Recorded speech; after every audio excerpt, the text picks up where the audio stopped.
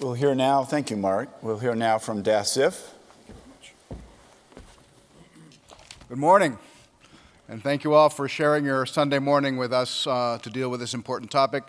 President Grimson, thank you to you and your government for having put together this marvelous conference and for your commitment to the Arctic and to Arctic issues. The United States continues to engage with the international community on Arctic issues, and we remain very, very cognizant, as we've heard, about how the changes in the Arctic are creating new challenges and new opportunities, both for the United States and for all nations interested in the issue and affected by climate change. A rapidly warming Arctic affords new shipping routes and increased opportunities for trade. It allows for increased oil and gas exploration, and it attracts tourism, as we've seen here in Iceland, and for additional income for local communities. However, at the same time, these changes threaten traditional ways of life, risk environmental pollution, and strain local communities.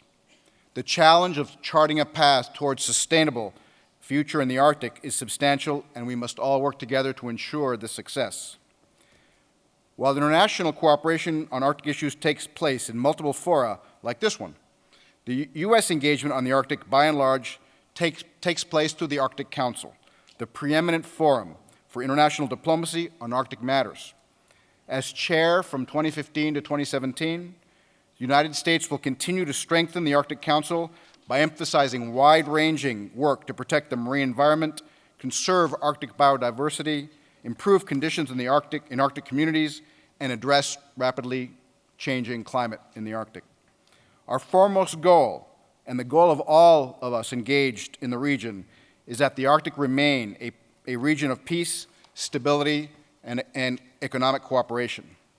With this goal in mind, the thematic pillars we are highlighting during our chairmanship of the Arctic Council are: number one, Arctic ocean safety, security, and stewardship; number two, improving economic and living conditions for Arctic residents; and thirdly, addressing the impacts of climate change.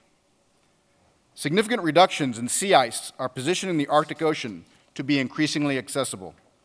To ensure safety and security during this period of rapid change in the maritime environment, the United States is prioritizing collaborative search and rescue operations and conducting international joint oil spill response exercises with our Arctic state partners.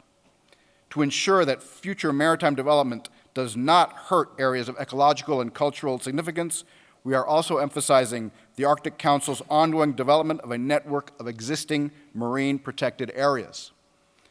To address future challenges in the Arctic Ocean, we are working with the Arctic states and permanent participants of the Arctic Council to chart the future of our international cooperation, whether through regional seas arrangements whereby coastal states can come together to coordinate responsible management, or by other mechanisms for international cooperation. During the U.S. chairmanship, we will also strive to bring tangible benefits to communities across the Arctic. In particular, we will seek to assist remote Arctic communities with adapting to the rapid changes that are altering their traditional ways of life. For example, the United States hopes to foster developments in telecommunication infrastructure in the region. The next step in this process is an infrastructure assessment to support ever-increasing human activity throughout the Arctic region.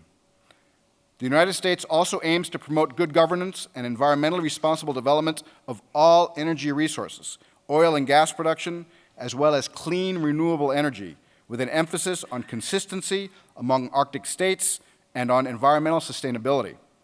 Clean energy is also an important piece of our Arctic Council chairmanship because of its potential not only to reduce greenhouse gas emissions, but also to promote improved health and economic development in rural communities.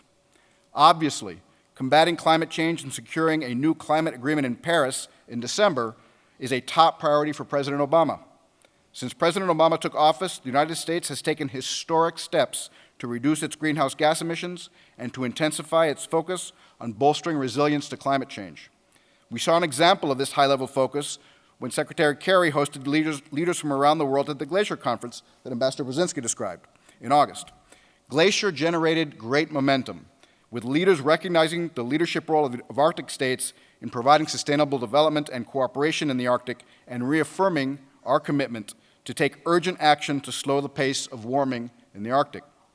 We look forward to COP21, marking a pivot to a genuinely ambitious, universal, and durable climate regime, one that we have never had before, and which moves us decisively toward low-carbon, climate-resilient development over the coming decades. To minimize the prospect of irreparable long-term harm to the Arctic and to the globe, we need to reduce greenhouse gas emissions and increase community resilience and preparedness. Policymakers and communities need tools to enable more climate-resilient decision-making. We hope other Arctic states will join such efforts that build climate resilience into national policies.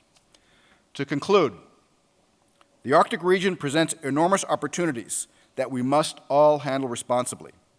We are at a pivotal point in history of the Arctic that is rapidly changing. As current chair of the Arctic Council, the United States welcomes the opportunity to continue our work with the international community in pursuing responsible stewardship, improving economic and living conditions, and combating the impact of climate change in this important part of the world. We look forward to working with all of you to achieve this goal, and thank you very much for this opportunity.